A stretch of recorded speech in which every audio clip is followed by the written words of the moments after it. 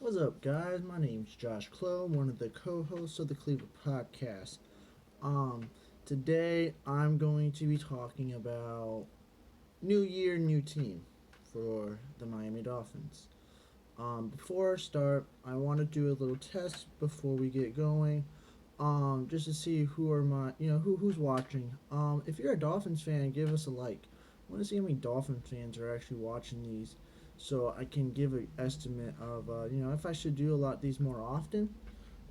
See if we actually got a following of Dolphin fans. And if you're not a Dolphin fan, comment what type of team what your favorite team is. We do a lot more than just Dolphin stuff, and like I said in other videos, Mikey's a big Seahawks fan. He's a Mariners fan, Sounders fan, Huskies fan. He's all Washington State, mostly Seattle area. But so we do more than just Dolphins, and we do series and stuff on all the other teams. So I want to know how many Dolphins fans watch this video, and then I want to know who's not a Dolphin fan, what's your fan, and then see what are our big fan bases per team wise. So if you guys can do that, that'd be awesome. Now, moving on for what the video is about today. New year, new team, and I think that Stephen Ross has gotten that mentality in this season, or at the end of the season. Uh, you know, get rid of everyone. Tannenbaum's gone. Gase is gone. Chances are Tannehill's gone. Matt Burke's gone. Loggins is gone. So it's a whole clean slate. We are going to rebuild this whole team. Essentially, Stephen Ross had a press conference, and he said that the way that we've done is we had guys, we fill it in with free agents, and every year it's the same thing does not work, and that is not the football approach anymore. He wants to start all over, rebuild the team, bring in the young talent that the Dolphins scout and draft, and I think that's probably the best bet to do. If you guys look at numbers, that's what the Green Bay Packers used to do a couple of years ago. Definitely in their Super Bowl run, about 90% of the team was all drafted. So, if you can get the loyal draft and keep them, that is where you start off real good. And Miami is now in the pickle of, well, you need a new coach and you need a new quarterback. So that is where the new fresh is going to start. This is going to be a whole new makeover, a whole new Miami Dolphins team that we haven't seen since 2012 when Joe Philbin and Tannehill came in together. So this is what is going to be exciting for the Miami Dolphins. The question is who? We don't know yet. We'll probably find out within the next week or two. I think Chris Greer is taking his sweet time. He is evaluating everyone. I know today they announced that Darren Rizzi will be getting interviewed for the head coaching job, which isn't a bad move, but I don't know how I feel with a special teams coordinator as a head coach. There's not a lot of those out there. I'm not saying he'd do a bad job, but if there's better candidates like the defensive coordinator from the Bears, he has a good track record. The guy, defensive coordinator from the Patriots, where the track record is, well, he's worked for Belichick. Granted, a lot of Belichick assistants do pan out and fail. I have an annoying dog sometimes, but yeah. So that's what's going to happen is, we're going to take our time. We're going to get the right coach this time. Adam Gase was just like that. They had the guy in mind, interviewed him, and said, all right, we're hiring you. Same thing happened to Joe Philbin. This time it is going to be completely different. They are taking their time there. I wouldn't be surprised they interview over 20 different people. They've already requested 5.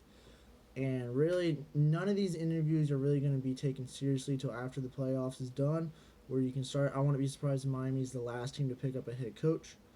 But what I said in a previous video is I want a more experienced coach. I want a coach that has done it before, because this is what's going to happen in the AFC East. The AFC East is about to get flip flop. The Patriots dynasty is essentially over. Belichick, Brady's about to leave.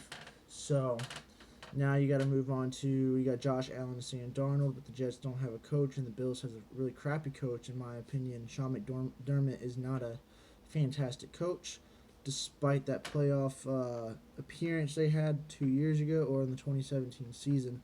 But so Miami's already lock and loaded with the Jets on already moving forward, and they already have a head start on us. But with Sam Darnold already got his feet wet for a year, but he's going to have to learn for a new coach. So 2 coaches, 2 years, could do a lot on a rookie.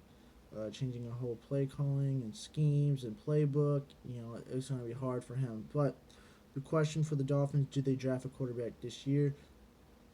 It's possible. First round, I don't know.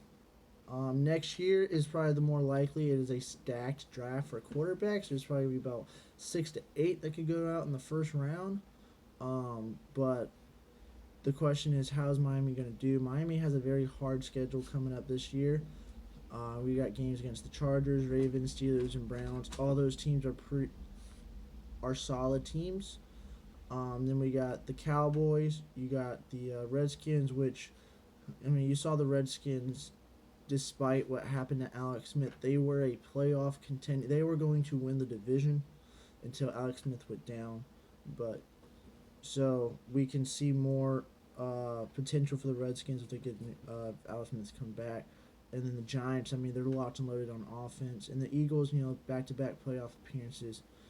And then, I don't know if I said it, but we have the Chargers also. The Chargers are probably the most solid team. And then on top of all that, we have the Patriots twice a year. And then the Bills and Jets, who somehow we can't get season sweep sometimes. We got a season sweep against the Jets, but the Bills, that season finale was absolutely, terrible. But Miami Dolphins are entering the new year, new me. New year, new me, new year, new team. So we are going to be going out there. We are setting a footing in the NFL. We are going to be the next upcoming team in a couple of years. What Miami should be doing is a 3-year plan. What does that 3-year plan mean? Get the first year in. Coach can, work on the system. If he gets a rookie head coach, kind of work with him. But, start moving out all the players that we don't want anymore. And we have a couple guys that are going to be cap casualties, but we can't really move on. So we kind of just got to deal with it. So I feel like this year is really nothing. This is just a building forward for the future, which essentially what the Raiders did. They knew it was going to be a lost season, so they kind of just got everyone away that they needed to get away, and then going to start fresh in the draft. But, yep, if you're a Dolphins fan, this is a very exciting time. I know we're on a down point of our, in the career of the Dolphins. The organization is not where it should have been, but it can have hope going into the future of the organization. And hopefully within 2 to 3 years, I would love to see this team in the double-digit wins. I don't expect us to be double-digit wins this season coming up in the 2019 season for the fact that we have a brutal schedule and we have no identity. But